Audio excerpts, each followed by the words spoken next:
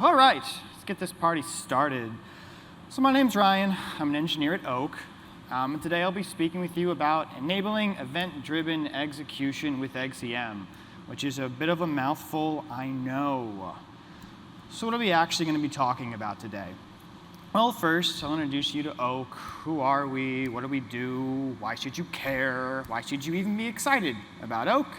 From there, we'll do a quick walkthrough of XCM, followed by how Oak uses XCM to unlock some, I'd argue, interesting things in Polkadot. And then last but certainly not least, we'll actually do a demo. You get to see this thing in action. So Oak, right? Oak is the .sama hub for trustless automation. We're essentially an if this, then that parachain, right? So we're currently launching Kusama called Turing, and then we'll launch in Polkadot sometime in the fall called Oak. And we enable other parachains and smart contracts on those chains to schedule tasks to occur at some later time, right? Pretty simple concept. And while there are other automation plays in the blockchain space, most of those ultimately run on some centralized server, right? Which means either you're giving them your keys or you're giving them your tokens ahead of time. And I don't know about you, but we weren't fans of that, which is why we made Oak, so that all your automation logic, scheduling, execution, triggering, it all lives on chain. So how do we do that? There are three concepts I want to make sure you understand. The first is that we're non-custodial, right? Once you sign that initial transaction, I don't need your keys, I don't need your tokens. We're good to go. So let's say, I don't know, you want to send someone money on the last Friday of every month at 4 p.m., right? You could schedule a transfer with Oak to do that. And once you sign the initial transaction, last Friday of the month rolls around, it's 4 p.m., we can just grab those tokens from your wallet and send them right over to that recipient, right? Which is wonderful. We don't need those tokens ahead of time. Not a big deal if it's just one transfer, but if you're, I don't know, doing 12 easy payments of $9.95, it's kind of nice we don't collect it all up front. The second concept is when we know how to fire those events, when to execute, right? And we call it a trigger. Trigger's pretty simple. It's made up of something we call a data stream. Price of ETH, temperature in New York City, time, right? Some piece of information that's constantly updating. And then a condition. The price of ETH is greater than $5,000. The temperature in New York City is 120 degrees. It's the last Friday of the month at 4 p.m., right? So now that we know when to execute, we need to do something. We call those actions. And while Oak will have a number of actions on our chain that you could use, transferring assets, automatically restaking rewards, I'd argue the interesting ones happen when we use XCM to actually perform actions on other chains or smart contracts on those chains, right? This way you're not just limited to how creative and productive Oak is, but the entire Polkadot ecosystem, which is a much more exciting prospect. So this XCMP thing, right?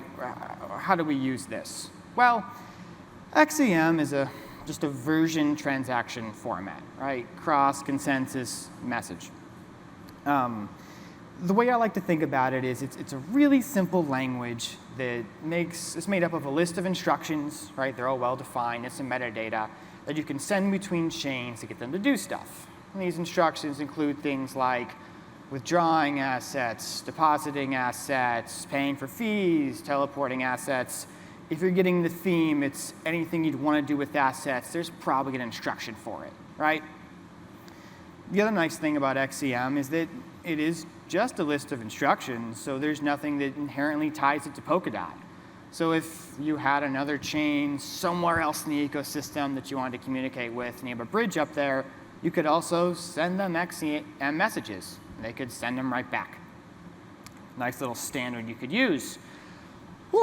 Lastly there is XCMP. XCMP is the mechanism that allows you to send messages between chains without needing a bridge. Faster, more secure. It also allows you to communicate with the relay chain. Quick note there, though. Technically, we are using XCMP Lite. This is called HRMP. horizontal relay message passing. All this means is if you want to send a message from your chain to another one, it goes up to the relay chain first, and then down to your target chain. So things will take a little longer than it will at some point in the future. Now there's one instruction in XCM that gets me excited, but I am an engineer, so take that with a grain of salt. That's the transact instruction, and all this allows you to do is call any extrinsic on a target chain, right? So you could say use this to schedule a task with Oak. The way it works is you encode a call, right? So you basically write a little bit of code that tells the target chain, oh, for instance, I want to schedule a task with you that runs on the last Friday of every month at 4 p.m., right? Oak gets the transact instruction, decodes it, schedules away. But we can go further than that, and we can also say, all right, Oak, well, when I schedule that thing, when it goes off, can you send an XCM message back to me or to another chain or another smart contract? And let's actually have a transact instruction and run this encoded call, right? And whatever that is. So for example, we could say, hey, Oak, when the price of ETH is $5,000, I want to go swap ETH for AUSD on Stella Swap. I'm cashing out, going on vacation, it's going to be great. It's just an example there. Now, of course, there are some, we'll call them tricky-ish parts on how to do this, which is what the example on the screen shows. So this would be code that would exist on a parachain that's calling into Oak. The first line there is that chain saying, all right, well, here's the encoded call for what I ultimately want to happen on my chain. Second line is using an Oak XCM crate, a simple crate we built that allows you to communicate with us a little more easily. And it's saying, hey, Oak crate, could you actually give me the transact instruction I need to schedule something with you? The third line is, once again, asking the Oak crate, could you just give me the whole instruction list? I don't really want to worry about having to pay for fees and stuff, so can you just give me that code for me? And then the fourth line is sending the message, which schedules a transaction, right? So in 4 lines, we just scheduled something with Oak. I'll give it to you, it's a long 4 lines, but that's still pretty good. Now, if you're like me, you're thinking to yourself, okay, this is great, but how do the details work, right?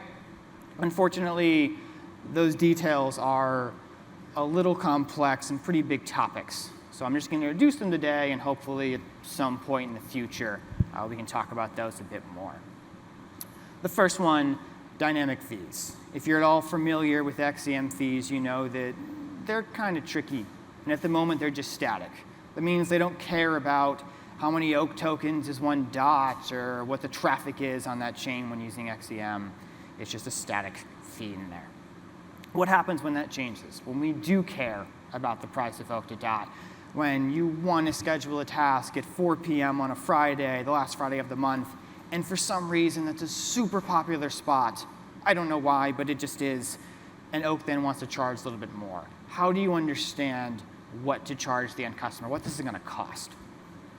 Well, fortunately, in XCM v3, Parity does have a whole new bag of goodies that'll make this easier. Unfortunately, Oak's fees are more complicated than most. It's because we actually have to collect 3 fees. The first one is your standard inclusion fee. It's what you're all used to whenever you go and make a transaction, your normal gas fee. Your next ones will be called an execution fee, right? So you're scheduling something to occur in the future, which means that at some point, something's going to run in our block sometime down the road, and you have to pay for that wait, right? So execution. And the last one, an XCM fee. So if your final action actually occurs on some chain, Moonbeam, Akala, A-Star, wherever you want, they also need you to pay a fee to be included in their block, right? So it gets a little more complicated a little more quickly. Second topic, handling failures. Once again, that last Friday of the month at 4 p.m., super popular time, right? Let's say we can no longer support any more actions during that trigger. What do you do? When are you notified? How do you handle notification? What should the user do based on this information? Well, XCM does have some tooling to enable this. It's still going to take a good amount of thought, and a decent amount of code in order to handle those use cases appropriately. And then everyone's favorite topic, front running. Oof. We're talking about scheduling stuff in the future, right? So you could easily see how some nefarious individual could come into Oak, download the database, decode it, and then see who wants to do what and when, right? And they could definitely use the information to their advantage, potentially at the detriment of others. Unfortunately, with front running, there are a bunch of mitigation strategies we can use, but they're very use case specific. So if you want to do something with Oak that you think could be front run, please have a conversation with us, and let's figure out the right way to mitigate that with you. Awesome. So before we hit play on this, just a little quick background for this demo. It is a recorded video, because I do believe that doing live demos is super bold, and I am not that bold. In order to do it, we're using this lovely UI, which is the Polkadot.js UI, which has everything a growing developer needs, such as seeing blocks, scheduling extrinsics, and looking at events that are occurring on those chains. So if you could hit play for me. And we're good. So this demo is going to show a pretty simple action, and we're just going to schedule a transfer, right? So moving tokens in the future. In order to do that, I have to run a local relay chain, a local instance of our chain, and an example chain. Quick plug for the example chain. If you're a developer and you're trying to figure out how to integrate with us, this is a public repo that we maintain, and it shows all sorts of example integrations. Any new feature we're going to try, we're going to use this chain to do it. So let's go to the extrinsics tab, and let's schedule this transfer. So I, Ferdy, want to send Alice some number of tokens in the future. So the thing you'll notice up there is there's a big old 0. Right? That's just a handy little feature we built into our local environment that just tells Oak, just run this as soon as you can. I don't really feel like waiting a few minutes. But normally, you would put a Unix timestamp in there, because when we schedule stuff, it is based on time and not some number of blocks delayed. Because block time is variable. It's not very exact.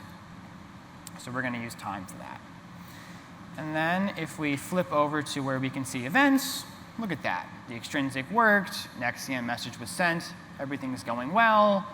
We go over to our Oak chain, and XCM message received, and task scheduled.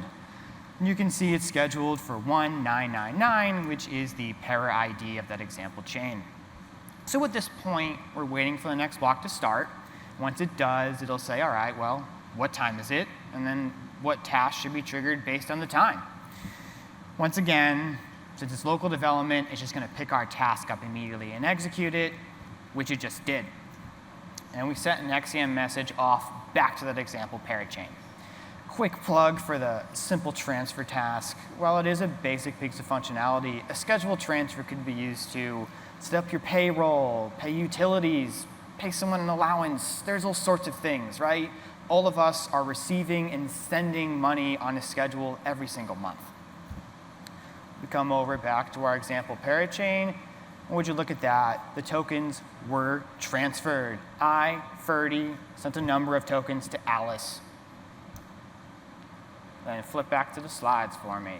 So next time someone from Oak is up here, hopefully we'll have a much more exciting demo. We're currently working with Nova and Subwallet to enable automatic restaking of rewards on our chain.